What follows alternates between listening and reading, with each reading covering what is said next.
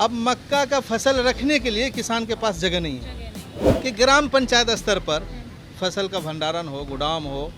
किसान को जब फ़ायदा होगा तभी हमारा देश में तरक्की हो सकता है। फसल का क्षति से, घर का क्षति से, रोड की क्षति से। नमस्कार, आप देख रहे हैं आंखें न्यूज़ 24। आपके साथ मैं हूं अक्षता। आज हमारे साथ मौजूद है डगरवा प्रखंड के मुखिया और मुखिया संघ के अध्यक्ष शमशाद आलम जी। शमशाद जी, आपका बहुत बहुत स्वागत है हमारे चैनल पर। पहले तो आप लोगों का भी तहे दिल से शुक्रिया अदा करते हैं कि आप लोग पटना से चलकर हमको इस लायक समझे आप मेरे पास आए, इसलिए पहले आपका शुक्रिया अदा करते हैं कि आपने अपने चैनल में हमें बोलने का मौका दिए। बहुत बहुत शुक्रिया जी। तो आप हमें ये बताएं कि जो डगरवा प्रखंड है, लगातार विकास की बात होती है कि विकास हो रही है, लेकिन विकास हमें देखने को मिलता नहीं। अभी आपके प्रखंड में क्या समस्याएं चल रही हैं और क्या क्या समस्या है अभी? देखिए मैडम, खास करके जो पूर्णिया ज़िला है, पूर्णिया ज़िला के जो डगरवा प्रखंड है, ये हमारा सैलाबी एरिया है और हर साल हम लोगों को बाढ़ से जूझना पड़ता है। खास करके हमारे यहाँ किसान लोग होते हैं तो वो खेती करते हैं और खेती करते इतनी उम्मीद के साथ करते हैं कि उसको लगता है कि ये फसल मेरे घर आ जाएगा तो हमारे घर में खुशहाली आएगी और इसको हमारा घर में उमंगी होगा और इसको बेच करके हम अपने बाल बच्चा को पढ़ाएंगे, लिखाएंगे और उस पर खर्च करेंगे। तो ये सारी उम्मीदें धरी रह जाती है। कारण क्या है कि अब जैसे हमारे यहाँ अभी मक्का का फसल था, वो कटने के बाद फ़ौरन अभी धान का खेती लगना था, पाट का खेती लगा हुआ है। अभी पाट जो लगा हुआ है, बारिश रेगुलर हो रही है, उस बारिश के वजह से पानी लग जाने के कारण पाट बिल्कुल समझिए कि समाप्ति की ओर है। और ये भी अब कुछ दिन से न्यूज़ आ रहा है कि फिर नेपाल के तरफ से, नेपाल के खाड़ी से पानी आ रही है। तो ऐसी स्थिति में हमारा इलाका को बड़ा नुकसान है, बहुत बड़ा नुकसान है। और हमारे इलाके में मक्का की खेती होती है और बेहतरीन खेती होती है मक्का का। अब मक्का का फसल रखने के लिए किसान के पास जगह नहीं है और ये एरिया है, आंधी आती है, इसमें तूफान आ जाता है, बारिश बहुत ज़्यादा होती है। तो अब जो मक्का हम लोग उपजाए उसको रखने के लिए, उसको सेफ के लिए जगह नहीं है हमारे पास, गोदाम नहीं है और भंडारण के लिए कोई इस तरह का व्यवस्था नहीं है। तो क्या है कि फसल आने के बाद भी हमारा फसल बर्बाद हो रहा है। तो हम यहाँ पर आपके चैनल के माध्यम से हम सरकार से, प्रशासन से ये कहना चाहेंगे कि ग्राम पंचायत स्तर पर फसल का भंडारण हो, गोदाम हो और पंचायत स्तर पर जो समस्या हैं, खास करके सड़क की, बिजली की, ये सब समस्या दूर होना चाहिए। और अगर पंचायत में, गांव में, अगर हर गांव में अगर एक गोदाम हो जाए बड़ा सा, तो किसान को जब दाम नहीं मिले बाज़ार मूल्य, तो अगर वो भंडारण करके वहाँ रखे तो यकीनन ये है कि किसान को फ़ायदा होगा और किसान को जब फ़ायदा होगा तभी हमारा देश में तरक्की हो सकता है। अब क्या है कि रखने का जगह नहीं है, मक्का हो गया, बारिश हो रही है, ऐसे मौके से हमको मक्का बेचना पड़ता है। जब हम तुरंत बेचने के लिए बाज़ार जाते हैं तो बाज़ार में हमारा फसल का दाम नहीं लगता है। तो ऐसी स्थिति में तो हमारी मजबूरी हो जाती है बेचने का, किसानों का मजबूरी हो जाता है फसल बेचने का। तो ऐसी स्थिति में हर हाल में ग्राम पंचायत में गोदाम की ज़रूरत है। जो ये गोदाम सरकारी स्तर से हो और उसका जो चार्जेस है वो ले, लेकिन ऐसा व्यवस्था सरकार के स्तर से हो, ये हमारा मांग है आपके चैनल के माध्यम से। अब दूसरा मामला है कि जैसे अभी देखिएगा कि हमारा बाढ़ का इलाका है और अभी लोग आधार बनाने के लिए पूर्णिया जाते हैं, आधार कार्ड, और ख़ास करके इस बात से बहुत दुखी है लोग। अब जो दिन भर में 250-300 रुपया दिन कमाता है मजदूरी, और वो जब आधार बनाने के लिए ग्राम पंचायत से चल करके, वो प्रखंड भी नहीं होता है, पूर्णिया आना पड़ता है उसको, तो ऐसे परिस्थिति में उसको 500 रुपया का खर्च आ जाता है। भाड़ा है, किराया है, अपने आया, बच्चों को साथ लाया, अब बच्चों का बनाना है, बच्चा आया यहाँ पर काफ़ी लेट लगता है, नंबर पर रहना पड़ता है। तो ऐसी परिस्थिति में भूख लग जाती है तो उसको होटल जाना पड़ता है खाना खाने के लिए। तो होटल जाने के बाद अभी महंगाई का ज़माना है तो बहुत सारा खर्च पड़ जाता है। तो आपके चैनल के माध्यम से हमारा सरकार से मांग है कि हर पंचायत में, पंचायत सरकार भवन में ये आधार का सेंटर हो, ये हमारी मांग है। और हम आपसे उम्मीद भी करेंगे कि हमारी बातों को आप सरकार तक पहुंचाएंगे। और तीसरी समस्या ये है, अभी हर पंचायत में जो है कि काउंटर खोला गया है जाति निवासी के लिए, आरटीपीएस खोला गया है, लेकिन वो दो ही चीज़ में सीमित है, जाति और निवासी। और जाति निवासी बन भी जाए वहाँ तो उसको रिसीव के लिए उसको 1 महीना का समय लग जाता है।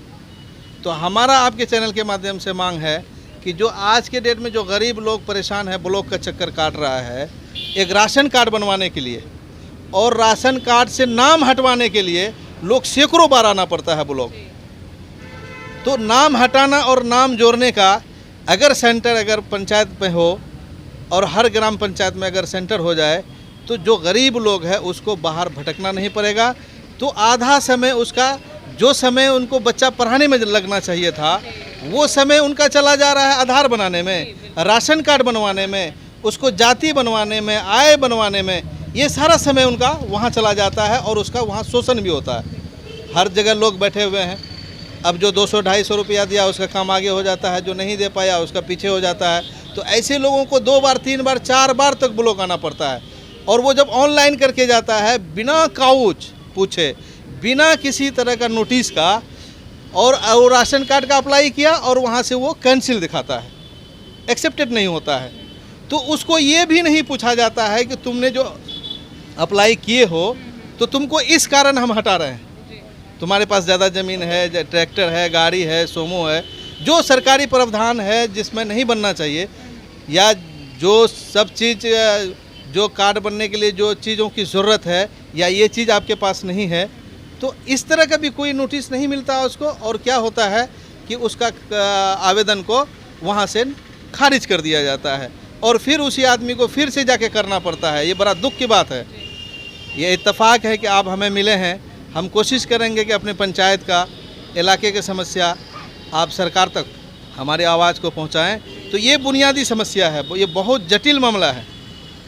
तो और इसके अलावा क्या है कि अभी देखिए हमारे इलाके में एक मुख्य सड़क है जो हम लोगों ने हमको भी मतलब हम लोग नहीं देखे थे। वो जो सड़क बनी थी, एक रोड है NH 31 से बरसोनी से निकल के महमदिया स्टेट होते हुए टोली चौक जाती है, और टोली चौक से वो सीधे जाकर के कस्बा NH 57 में जाके मिलता है, और वहीं से फिर टोली चौक से वो निकलता है सीधे भोरापुल NH 31 में जाके मिलता है। इस तरह के इम्पोर्टेंट रोड, जिस रोड में सैकड़ों गाड़ी चलती है और दिन भर में जर्रा बराबर वहाँ फुर्सत नहीं मिलता है।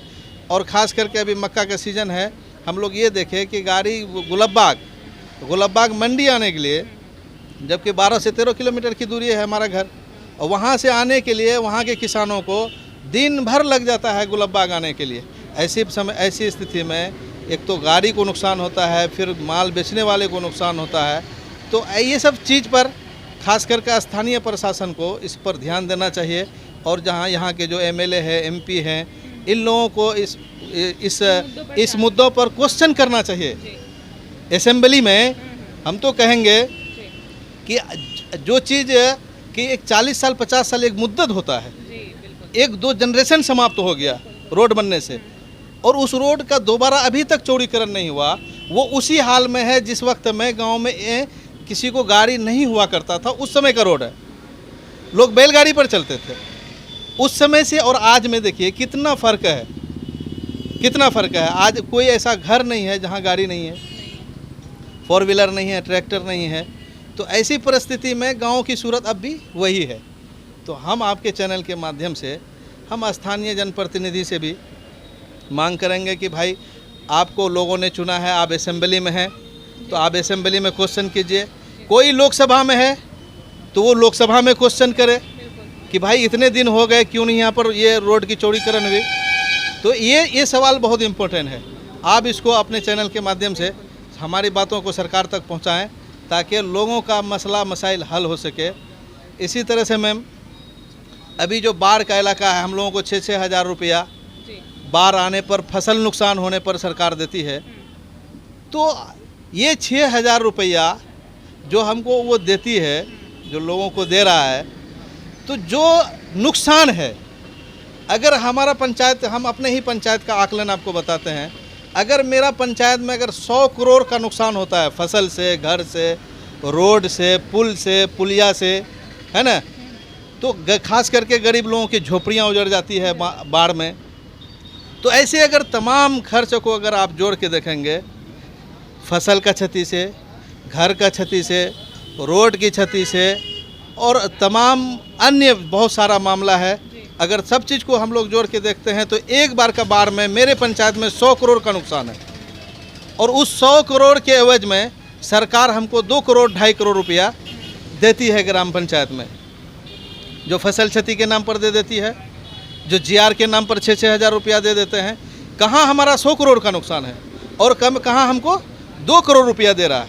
क्या हुआ कि बाढ़ आया, अभी उसका घर कटना शुरू हो गया है। तो हम लोग हर मुमकिन सरकार के साथ खड़ा हैं। अगर सरकार चाह ले काम कराने के लिए तो ये कोई बड़ी समस्या नहीं है, बहुत बड़ी समस्या नहीं है। जब राजस्थान में इतनी ऊंचाई में पानी चढ़ा सकता है तो यहाँ पर इस नदी को क्यों नहीं कंट्रोल कर सकता। तो इसलिए हम आपके माध्यम से सरकार से विनती करेंगे कि इस पानी को, जो पानी हमारे लिए बोझ है, जो पानी हमारा फसल दाही कर देता है, आप इसी पानी से हमारा खेत को तराई करवा दीजिए, इसको बांध बनाकर। तो जैसा कि आपने सुना और देखा शमशाद जी किन किन समस्याओं की बात करें, हमारी कोशिश होगी आपकी जो भी बातें सरकार तक हम ज़रूर पहुंचाएं। आपका बहुत बहुत शुक्रिया, आपने अपना इतना कीमती वक्त दिया हमें और बात किया। आप बने रहे हमारे साथ और देखते रहें आंखें न्यूज़ 24, नज़र हर खबर पर। अगर आपने अभी तक हमारे चैनल को सब्सक्राइब नहीं किया है तो हमारे चैनल को जल्द से जल्द सब्सक्राइब करें, लाइक करें, शेयर करें और कमेंट करें। क्या आप पत्रकारिता के क्षेत्र में अपना कैरियर बनाना चाहते हैं? तो आज ही royal Ashoka institute of mass communication and journalism में अपनी जगह सुनिश्चित करें। आर्यभट्ट ज्ञान विश्वविद्यालय पटना से मान्यता प्राप्त 100% प्लेसमेंट के साथ royal Ashoka institute of mass communication and journalism, नामांकन जारी है। हमारा पता है DS/16 गायत्री मंदिर के समीप, कंकड़ बाग, पटना 8,20,000। आप हमें संपर्क भी कर सकते हैं।